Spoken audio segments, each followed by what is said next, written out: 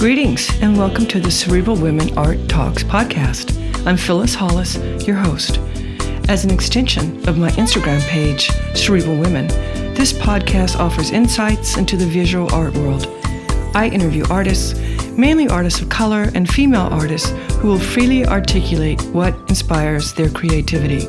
In addition, you'll hear interesting perspectives from dedicated art professionals who work with artists and the art institutions that feature them. I'm confident that collectively, these individuals will indeed stimulate your mind as they do our eyes. Please know these interviews are conducted in my Manhattan apartment, so please forgive the background sounds of city life. Welcome to the Cerebral Women Art Talks podcast. This episode, I feature Paula Crown, a Chicago-based multimedia artist. She incorporates cutting-edge technology, social activism, collaboration, and a commitment to sustainability in her studio practice. I was drawn to Paula's work after viewing her clever and thought-provoking sculptures, each uniquely named, of painted plastic replicas of a squashed solo cup. These sculptures, presented by Dallas Contemporary, were exhibited in 2018 during the 16th Venice Architectural Biennale.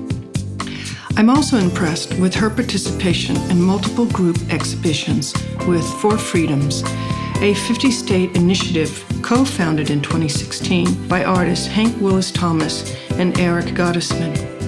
Paula created art installations, specifically billboards and public benches. In addition to many other impressive accomplishments, in 2009, President Barack Obama appointed Paula to his President's Committee on the Arts and the Humanities. Paula is an artist, an advocate, and entrepreneur. I am delighted to feature her and have included on the Cerebral Women website links to her bio and additional press. I'm confident you'll enjoy this episode. Enjoy.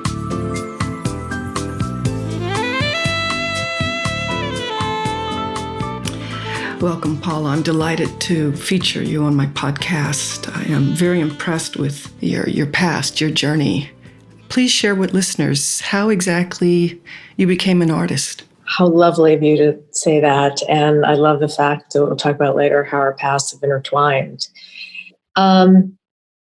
So how did I get started in art, to me, is the question. And it's such an essential question. I believe we're all intuitive mark makers. From the time we're born, we come to understand the world through our senses as we grasp, crawl, coo, cry. We mirror the behavior of those around us. And from the very first moments, we send out unique signals of how we are in the world that relate to our unique identities. And some of those signals are reinforced and others are quelled. For me, just by the fortune of randomness in this world, I found that listening, observing, and paying really close attention can provide some context for self-knowledge and somehow furthers human connectedness, and more importantly, can help us understand how to be useful in this world, which is really a compelling need right now. So going back to the question, I expect that I found reinforcement in pure curiosity and possibilities.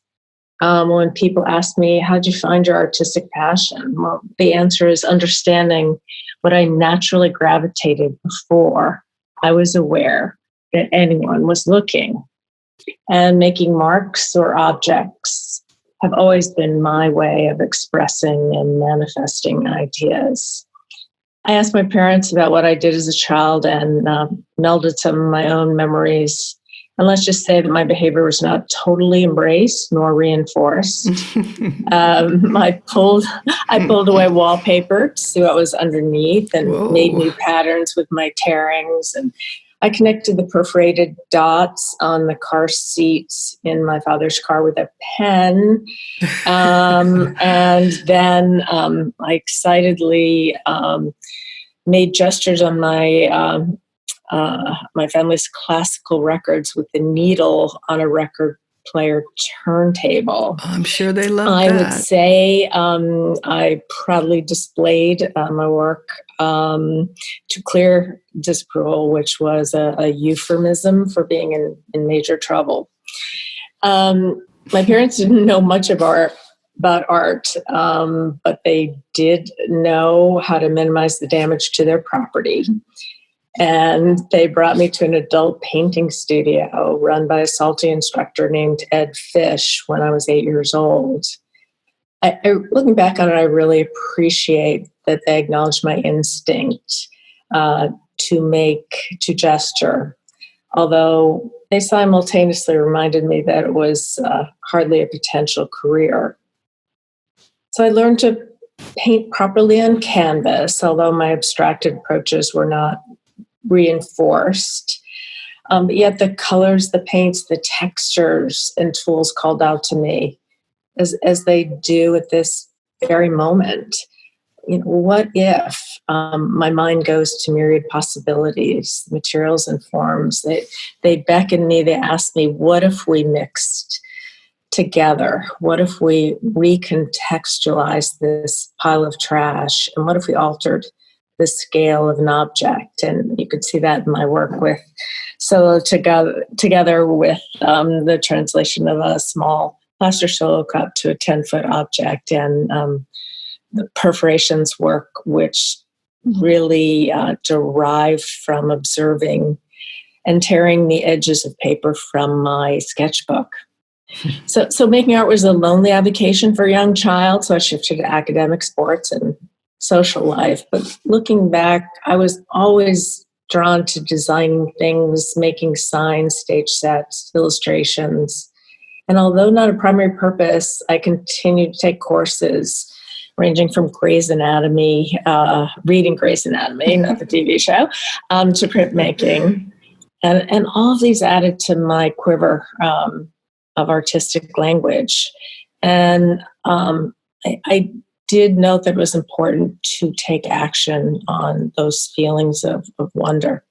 So you consider yourself a multimedia artist. Which aspects of your creativity do you enjoy the most?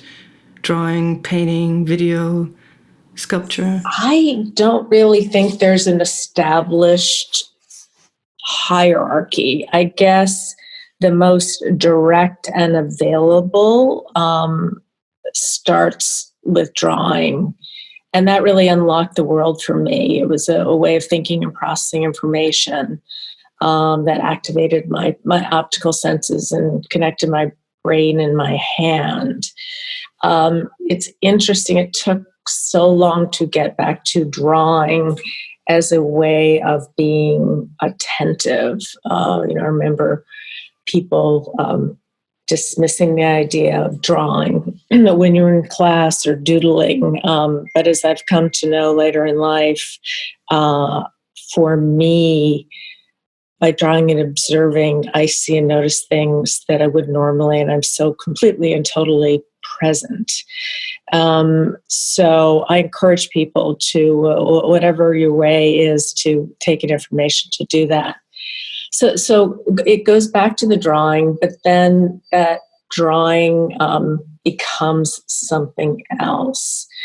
And it can be painted upon, it can be photoshopped, it could be repainted upon, it could be rephotographed. It's almost like a palimpsest where whatever I'm doing, information gets accreted and sometimes excavated and deleted. All of this informs the final work for me. And this process leaves room for serendipity and, of course, failure. And my studio is about R&D, and there's room for failure, which is clear data. And we always have to have the strength to begin again. So back to my tools, I think one of the way just my brain works is seeing dimensionally. And the new tools of scanning and computer graphics have added a whole nother layer to my work, and has provided a new point of view in the round, or from the bottom or from the top. How marks, even drawing marks, look based on the pressure on the page, and how that can become a depth map of how I'm holding the pencil or the pen, and how it's moving. So my process really is scientific. It's driven by curiosity, and going back to what's possible. I always ask, how could it look in all these different dimensions or materials or colors?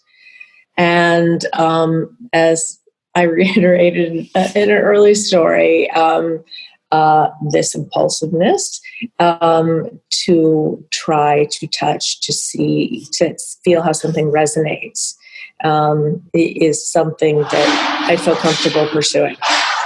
So recently, you have an exhibition, an installation right now in Los Angeles.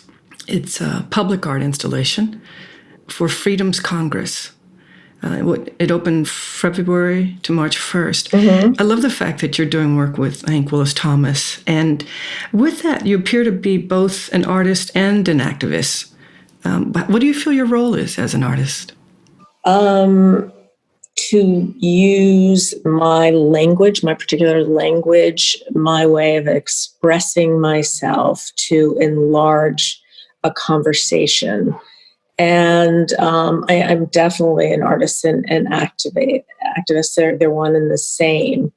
And because art can transcend language and politics and culture and race, it can provide a moment to pause. And when we pause and we get out of our reptilian brain and into our prefrontal cortex, we can think differently. We can listen. We cannot just be rigidly responding. My work, inwardly and outwardly, reflects my deep concerns about the environment, social justice, income equality, climate change. And I try to do that in a way that's not didactic, not that in a way that I'm telling people what's right or wrong. So if you think about the solo cup, that started as a work because I noticed how people held on to cups and they crushed them. And in some ways, that was a transference of energy. Then I took 350 cups and we painstakingly made plaster molds and painted each one. So when you see them at first look, they do look like the cups, but there's a different aura about them. And they've been in exhibits in Venice and in the Elmhurst Museum in Illinois and in London. And when I put them all out in place, it just created this sense of the things that we leave behind. In one hand, honoring the gestures, that independent individual gesture that we all can make, but then being present and aware of how much it can affect our environment and who is going to pick all of this up. And I hope that people will ask that. And with the large cup, it's bright and big, and you can crawl in it and crawl on it, and you can experience it. But it's red. It's an alarm. Yeah, I loved seeing those. But I have a question for you. Mm-hmm. Do you see a relationship between discarded materials and discarded values? Oh, that's such an amazing question.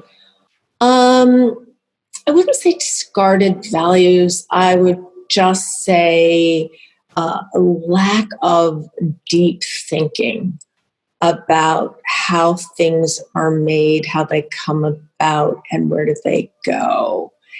And seeing anything gives potential. So I can see a pile of wood or a group of discarded nails as something, as telling a story.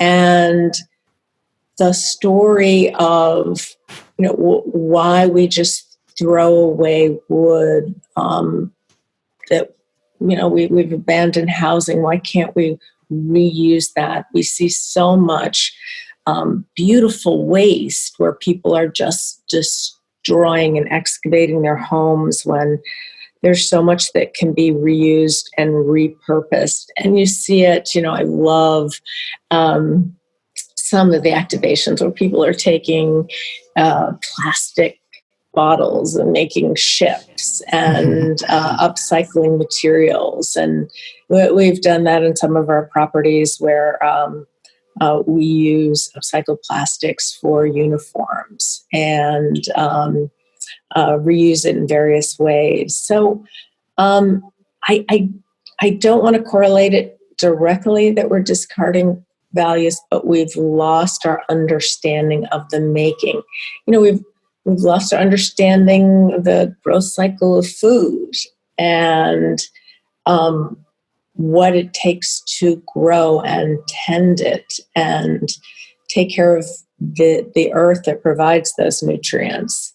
So I'll continue to think about that, but I'm not giving up that we've totally discarded our values. So in the cups, in the small cups, you write a little note, right? Or a little comment. Can you elaborate on that? So I actually named each one. Named each one, right. Yes. And so I was showing one of my daughters, Haley, in the studio, and I said, I think I should name them. And I showed her one cup that was leaning to the side. And I said, I'm going to call this Eileen. And she said, no, all of these should be cup names. And so she saw one that was stacked on another. And she said, Mom, they're secretly pregnant.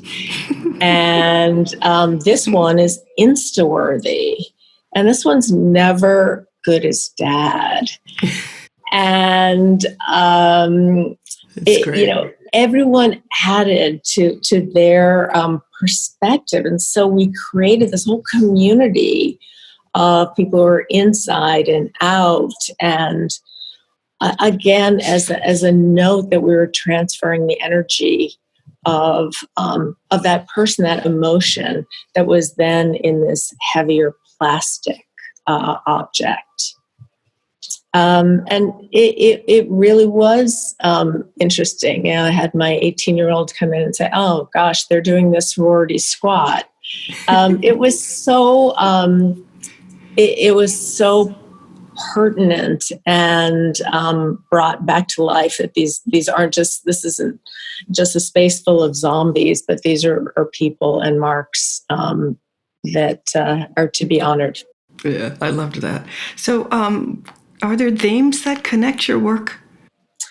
So it's interesting. I oftentimes when people come to the studio, they'll say, oh, I get how it connects. But I have to say, I'm just pursuing the ideas and that things are resonating with me.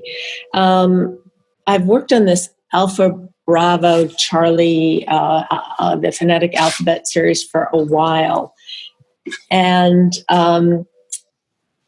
when I treated it differently, when I reversed the words, when I painted it dark or light, they became images or thoughts of a sky, right? It became a night sky or a day sky.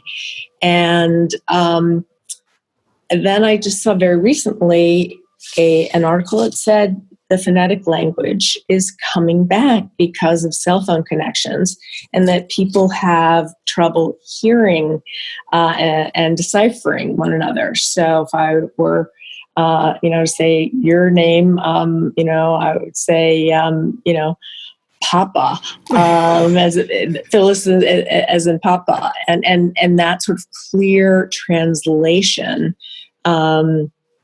helps us communicate.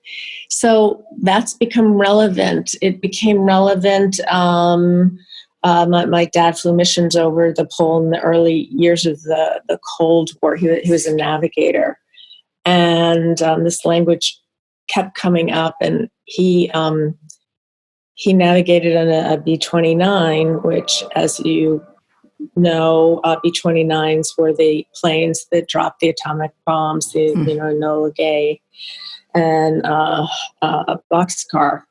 And so that led me to expanding some of his photographs of the Enola Gay, of the inside of that cockpit and what it would take to be in that cockpit. So I've actually put the viewer in that space. And then just recently, when I was at the Four Freedoms exhibit, I walked over to the Japanese Museum of American Art, and there was an exhibit on survivors from Nagasaki and Hiroshima. And the Alpha Bravo language came back to me as a language of flight, of these planes, of the decision to drop these destructive bombs. And I came across a Buddha that had been melted in the face of one of the explosions. And for the last 5 weeks, I've just been obsessed with this idea of something that was peaceful, that was blown away so unnecessarily. And then yet the potential and the phoenix-like capacity for us to begin again and grow. So that's one example where one thing leads into another and finds very different expressions. Interesting.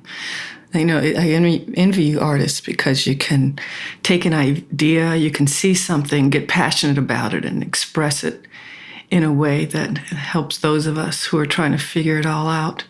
So I do want to ask you about the time you spent back in 2009, I guess it wasn't that long ago, working with the team, Obama's Committee on the Arts and the Humanities. Share with us anything that you can about the aspects of that role and what your goals were. Being in that position, what passions woke up? Well, first, I was just in awe.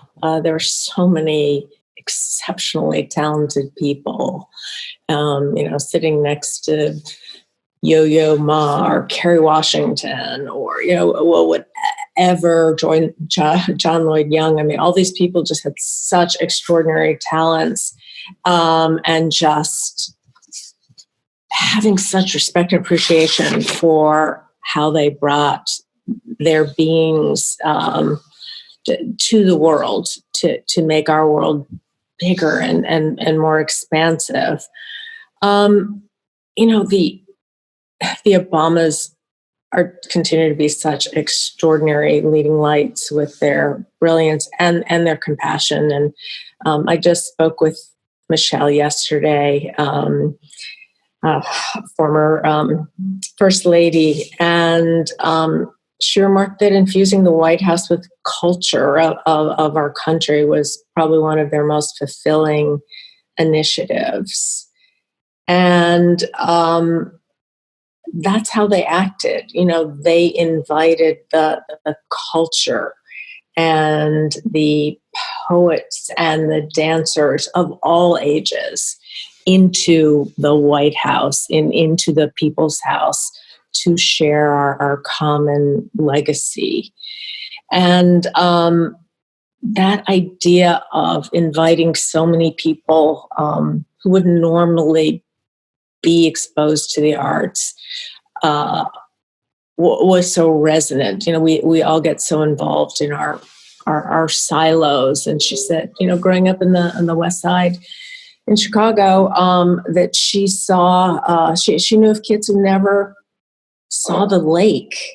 They never went to a museum. And so they're really intentional to invite people into the space and to hopefully find their own voices. And so all of those workshops she did with kids, she often had these great performers that had workshops earlier that day with, Lin-Manuel Miranda rapping with the kids, or having Ellis Marsalis do a music class, all to spread their talents to a larger group. So that was those reflections just make me feel really grateful to have been involved. I would say when I was on the committee, I focused on understanding how to advocate for the creative community. I spent a lot of time talking to Margot Lyon and Rocco Landesman, who was head of the National Endowment for the Arts at that time. And how do we make people understand how important the arts are and how important the creative community is with more tangible metrics? As we know, that's the coin of the political realm, is that, arts get caught out because they're not realized or acknowledged as an important language and a means of expression. And, I think back, I've been doing this whole series of work on cave signs that have been discovered, similar cave signs from Spain to Sicily. And these marks show that our need to express ourselves, to be creative, these gestures go back to the very start of human civilization. So even though it's not on Maslow's hierarchy of basic needs, there's something in humanity that needs to make these gestures, and how art has been sidelined as something, as an ornament or unimportant. So I felt that I could help with that. My brain can be linear and as well as painterly. And in this case, I felt I could be most helpful by thinking about metrics, which went over like a lead balloon, as you can imagine. But that's the advantage was saying, listen, I'm an artist and I know that things can be measured. I can measure how much pain I go through. I can measure how much I'm sitting at my table, or I can measure how much I'm working on my iPad, whatever it is. So there's something there. If we could capture that would be valuable. Mm-hmm. And so I worked with this incredible woman, Sarah Stalinga, from Urban Education Initiative at University of Chicago, and she came in and reviewed the analysis of what art can do, and we thought about how we could bring arts into the neediest schools across the country. And we had an amazing lineup of artists who adopted schools, Carrie James Marshall and Yo-Yo and Damien Wetzel and Sarah Jessica Parker. Is really just such a beautiful thing. And we installed these art programs, and then we took some measurements.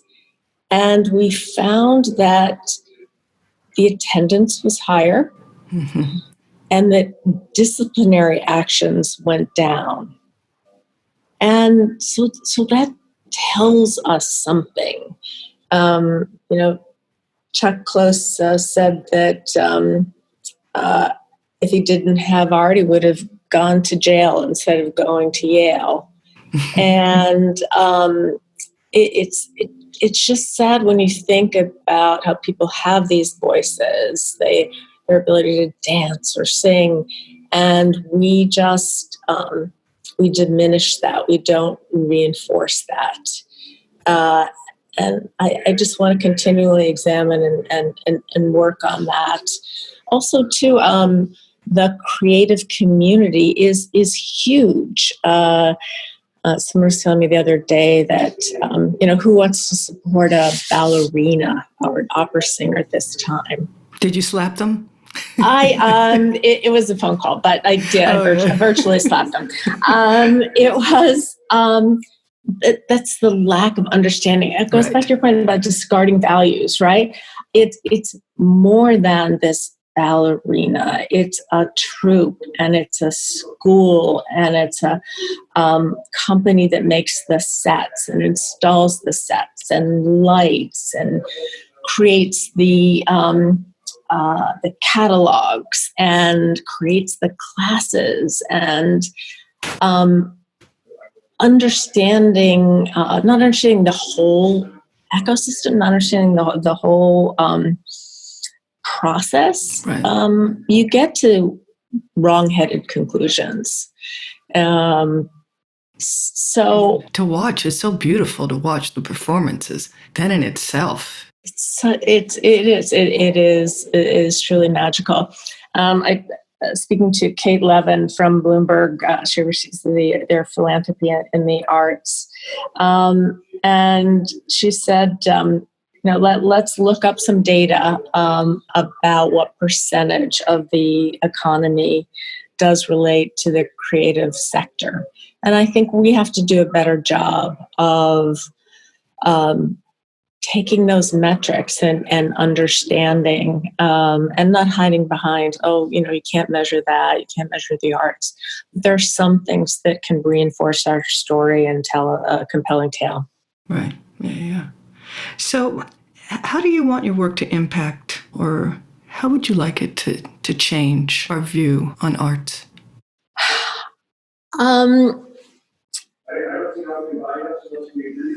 There are so many aspects to that.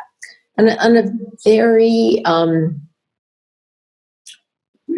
basic aspect, I want people to understand how their individual unique gestures mean something, and to connect with that force of nature that we have within ourselves.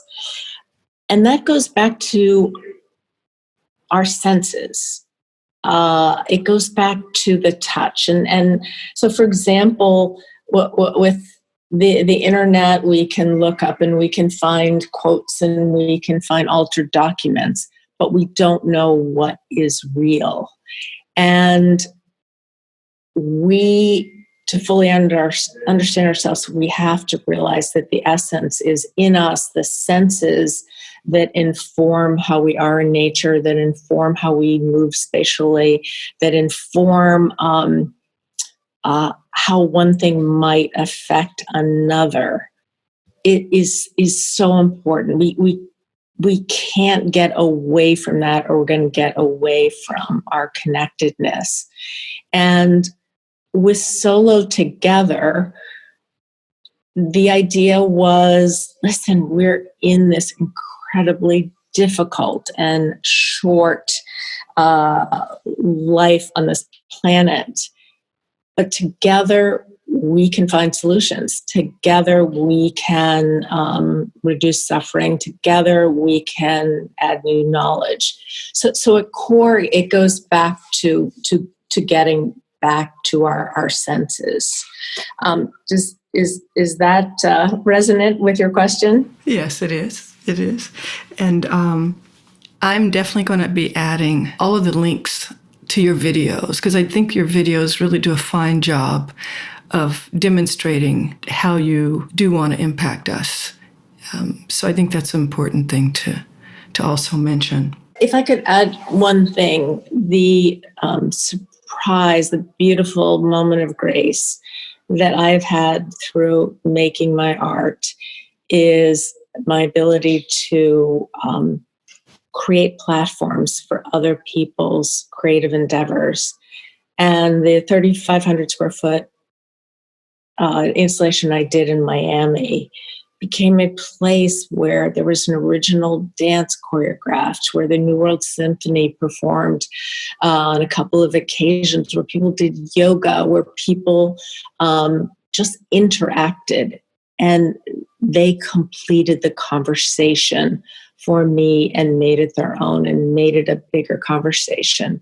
And to the extent that somehow, some way, I can do that with my work with homeless signs or reclaimed materials or just my mark. That to me is why my art is so important and what I hope to accomplish more of. Yeah, well, you've done a great job, and I love the fact that you worked with, like I mentioned before, Hank Willis Thomas, and that you had an opportunity to work with the Obamas. It's fantastic. So I really appreciate your time. It's been a wonderful conversation. And on that note, thank you very much, Paula. Well, you are wonderful. It is lovely to have an occasion to talk to another cerebral woman. Thought, ideas, reflection, connection really matters. So thank you so much, Phyllis. Thank you. Great. Take care. Bye. Bye-bye. Thank you for listening to Cerebral Women Art Talks podcast. For additional content, please visit cerebralwomen.com and be sure to follow Cerebral Women on Instagram.